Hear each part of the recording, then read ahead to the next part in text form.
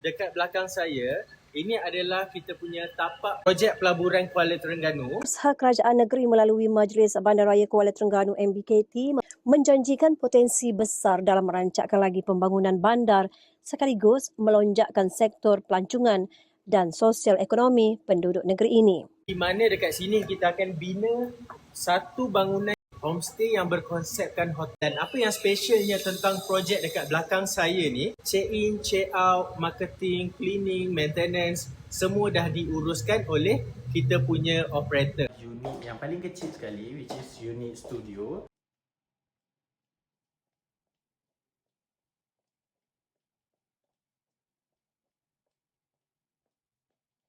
Saya akan tunjuk unit 2 bilik, 1 bilik air.